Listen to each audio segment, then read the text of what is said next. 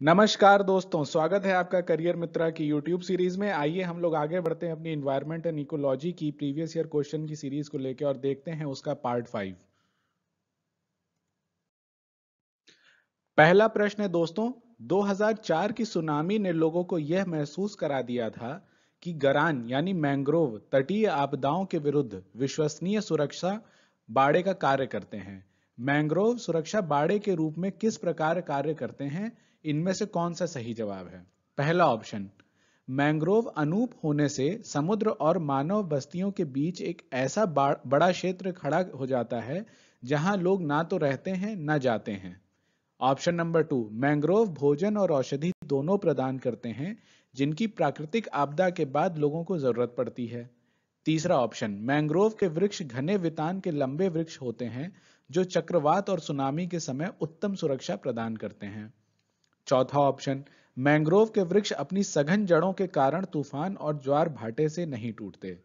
तो दोस्तों इस क्वेश्चन का सही जवाब है ऑप्शन नंबर 4, यानी मैंग्रोव के वृक्ष अपनी सघन जड़ों के कारण तूफान और ज्वार भाटे से नहीं टूटते। मैंग्रोव दोस्तों जो प्लांट होते हैं ये हाई सैलिनिटी, टाइडल रेजिम, तेज हवाओं को और हाई टेम्परेचर को भी सरवाइव कर लेते हैं। ये एनोरेबिक एटमॉस्फेयर में भी इनकी जो जड़ें हैं वो मृत नहीं पड़ती हैं। तो ये एक इकोसिस्टम के लिए बहुत इंपॉर्टेंट होते हैं क्योंकि ये टेरेस्ट्रियल इकोसिस्टम को समुद्री इकोसिस्टम के बीच का एक तरीके का जोड़ने का उसको काम करते हैं। और ये इंटर टाइडल जोन में रहते हैं जहां पे ये अब बाकी जो समुद्र से आने वाली तेज लहरें हैं, तेज हवाएं हैं, तूफान है या सुनामी भी है, उसमें तटों को बचाने का काम करते हैं क्योंकि ये मिट्टी को जो है बहुत तेजी से, इनकी जड़ें बहुत गहरी और मजबूत होती है तो उसको बांध के रखते हैं। तो मैंग्रोव कहाँ कहाँ पे हिंदुस्तान में मिलते हैं? ये देखिए टॉप 5 स्टेट जो हैं जहां पे मैंग्रोव मिलते हैं उसमें है सब वेस्ट बंगाल, गुजरात, अंडमान एंड निकोबार, आंध्र प्रदेश और उड़ीसा। तो वेस्ट बंगाल और इधर की तरफ सुंदरबन के बारे में आपको पता होगा कि वहां पे सुंदरबन में मैंग्रोव्स काफी ज्यादा मिलते हैं। देखिए इनकी क्या इंपॉर्टेंस भी है। सबसे पहली बात तो ये बायोडाइवर्सिटी में काफी रिच होते हैं। दूसरा, ये कई सारी फ्लोरा या फौना की स्पीशी बोथ को अपने अंदर रहते हैं जिनका मेडिसिनल और उसके अलावा इकोलॉजिकल और उसके बाद इकोनॉमिक पर्पस भी होता है। यहाँ कई तरीके के जीव भी मिलते हैं जैसे टाइगर हो गया, गेंजेटिक डॉल्फिन हो गई, एस्चुराइन क्रोकोडाइल भी हो गया। उसमें से कई तो क्रिटिकली इंडेंजर्ड भी हैं। तो ये कई तरीके से चीजों को अपने अंदर रोक के रखते हैं। तो ये अपने आप में बहुत एक इंपॉर्टेंट प्लांट है और ये बहुत इंपॉर्टेंट मैंग्रोव जो होते हैं, मैंग्रोव फॉरेस्ट एक बहुत इंपॉर्टेंट बैरियर हैं अर्थ कोस्ट्स के लिए, समुद्र के बीच में। इसी के लिए इनके प्रोटेक्शन के लिए दोस्तों कुछ समय पहले एक इनिशिएटिव शुरू हुआ था जिसको कहा जाता था मैंग्रोव फॉर द फ्यूचर। ये एक मल्टी कंट्री मतलब कई देशों का मिला हुआ, कई सेक्टर्स को लिया हुआ एक इनिशिएटिव है जो कि आईयूसीएन ने शुरू किया था। इसमें इंडिया भी एक मेंबर है। तो इनका जो पर्पस है वो ये है कि हम स्ट्रेंथन करें environmental sustainability of coastal development को और प्रमोट करें investment of fund in effort of coastal ecosystem management for sustainable development. तो उसके तहत मैंग्रोव को भी एक इंपॉर्टेंट प्रोटेक्शन देने की बात की गई है। तो ये याद रखिएगा कि मैंग्रोव फॉर द फ्यूचर एक इंपॉर्टेंट मल्टीलैटरल मल्टी कंट्री एक इनिशिएटिव है जो कि आईयूसीएन के द्वारा किया गया है और इंडिया उसका एक मेंबर है।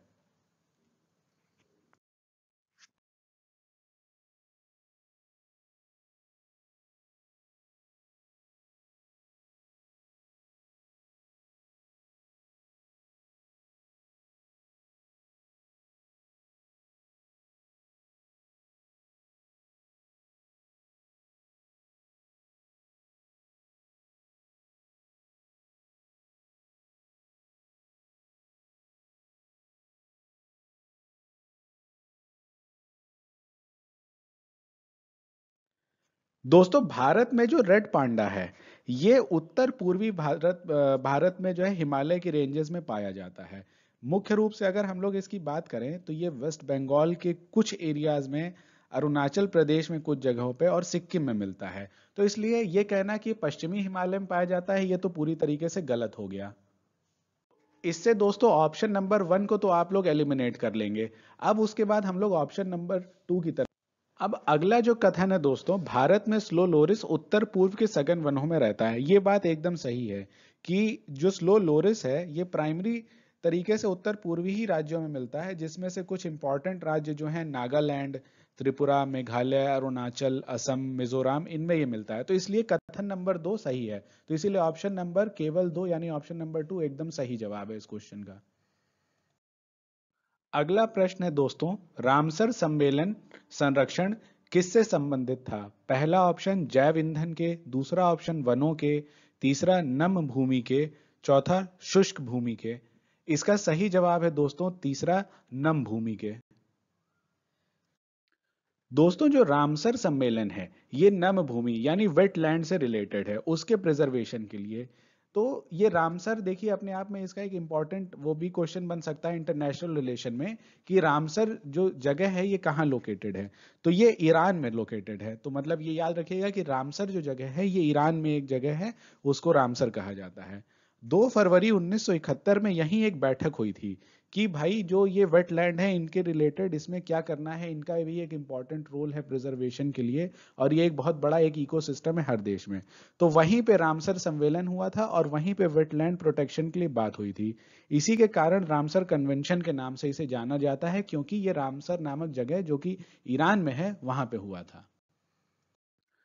अगला प्रश्न है दोस्तों, जुगाली करने वाले पशुओं से जिस ग्रीन हाउस गैस का फैलना होता है वह है option number 1 carbon dioxide, option number 2 methane, option number 3 CFC, या ऑप्शन नंबर 4 नाइट्रस ऑक्साइड। इसका सही जवाब है दोस्तों ऑप्शन नंबर 2 मीथेन।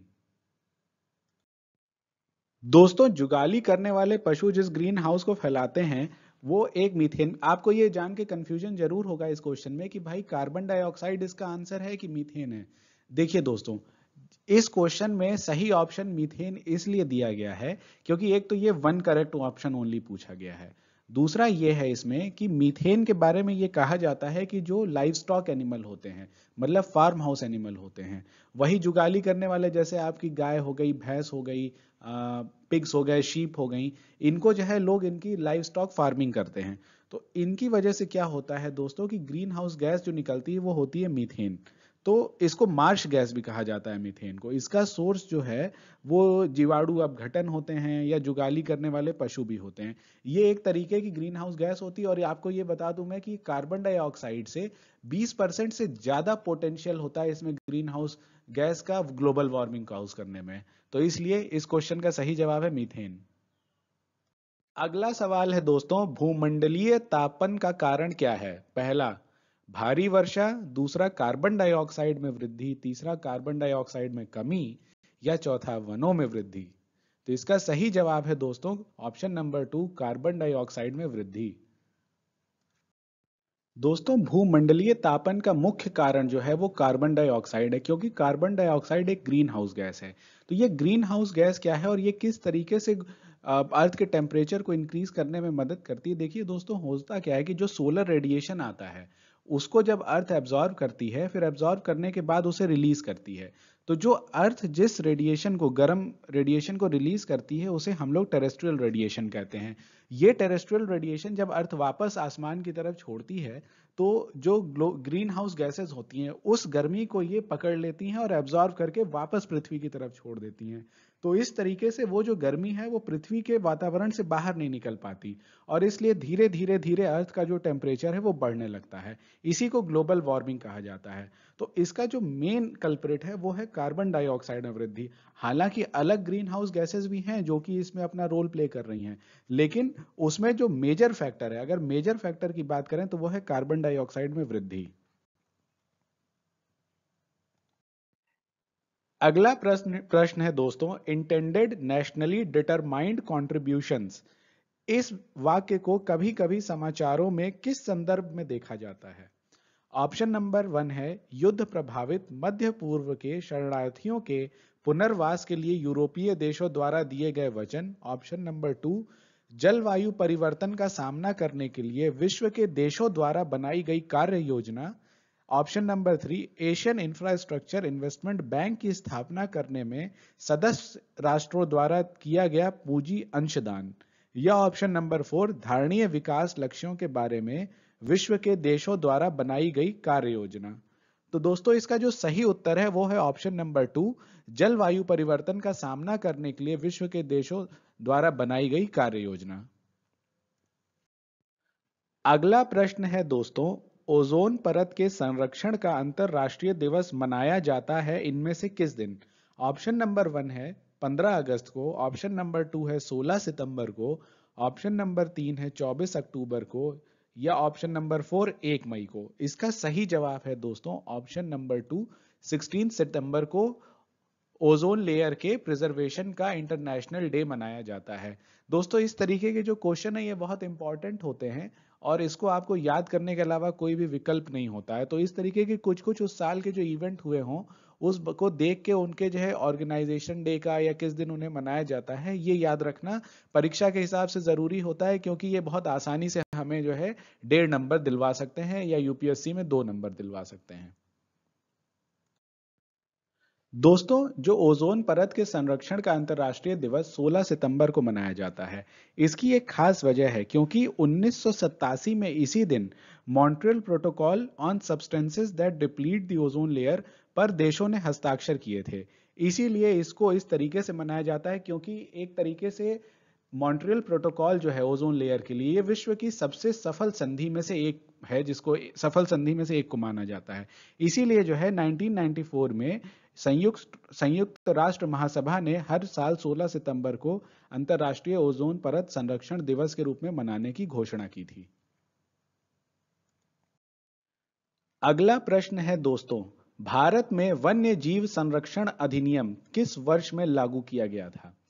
पहला ऑप्शन है 1962, दूसरा ऑप्शन है 1970, तीसरा ऑप्शन है 1972 या चौथा ऑप्शन 1982। इसका सही जवाब है दोस्तों ऑप्शन नंबर 3, 1972। दोस्तों जो वन्य जीव संरक्षण अधिनियम है ये 1972 में पारित किया गया था और ये 9 सितंबर को पारित किया गया। तो ये याद रखिएगा, 9 सितंबर भी कई बार ये पूछा जा सकता है कि आखिर वन्य जीव संरक्षण अधिनियम का कौन सा दिन है या कौन सा साल है। तो ये अगर कंफ्यूज करने के लिए हो सकता हो, अगर एक टिपिकल क्वेश्चन बनाना हो तो डेट के साथ भी पूछ लें। तो 9 सितंबर 1972 को लागू किया गया था। इसका मेन पर्पस ये था कि जो वन्य जीव हैं उनकी तस्करी हो रही है या अवैध शिकार हो रहा है, तो उससे उनकी रक्षा एवं संरक्षण के लिए भारत सरकार ने इसको लागू किया था। अगला प्रश्न है दोस्तों, ऊर्जा संकट से क्या तात्पर्य है? ऑप्शन नंबर 1 जल विद्युत की कमी, ऑप्शन नंबर 2 कुपोषण के कारण शरीर में ऊर्जा का कम होना, ऑप्शन नंबर 3 तापीय ऊर्जा की कमी, या ऑप्शन नंबर 4 कोयला तथा पेट्रोल जैसे ईंधन के समाप्त होने का खतरा। तो इसका सही जवाब है दोस्तों ऑप्शन नंबर 4, कोयला तथा पेट्रोल जैसे ईंधन के समाप्त होने के खतरे को ही ऊर्जा संकट कहा जाता है, यानी एनर्जी क्राइसिस। दोस्तों ऊर्जा संकट से ये मतलब होता है कि जैसे कच्चा तेल है या प्राकृतिक गैस है, जो वो सारे जीवाश्म ईंधन जो कि एक लंबे हजारों लाखों साल की प्रोसेस के बाद दबे होने के कारण बने थे पृथ्वी में, वो जब एक बार समाप्त हो जाएंगे तो वो दोबारा बनने में फिर उतना ही टाइम लेंगे। उसके लिए कई सारी जियोग्राफिकल फिनोमिना का और जियोलॉजिकल फिनोमिना का होना होगा। तो इसीलिए इन रिसोर्सेस के खत्म होने के बाद फिर इनको हम यूज नहीं कर सकते। इसी से रिलेटेड मैं आपको एक इंटरेस्टिंग बात बताता हूं कि हाल ही में अमेरिका ने जो है अपने आप को अ, इस तरीके के जीवाश्म ईंधन से हट के शेल गैस की तरफ भी ले जाना शुरू किया है। वो इसीलिए ताकि उस एनर्जी क्राइसिस जो आने वाली है आने वाली सदी में उसको वो हैंडल कर सके। तो इसीलिए कोयला और पेट्रोल जैसे ईंधन के समाप्त होने के खतरे को ही ऊर्जा संकट कहा जाता है। अगला प्रश्न है दोस्तों, निम्नलिखित में से कौन सा एक जीवाश्म ईंधन नहीं है? ऑप्शन नंबर 1 कोयला, option number 2 petroleum, option number 3 प्राकृतिक गैस, या ऑप्शन नंबर 4 यूरेनियम। इसका सही जवाब है दोस्तों ऑप्शन नंबर 4 यूरेनियम, जो कि एक जीवाश्म ईंधन नहीं है। दोस्तों हम लोग एक बार ये समझ लेते हैं कि जीवाश्म ईंधन आखिर होते क्या हैं।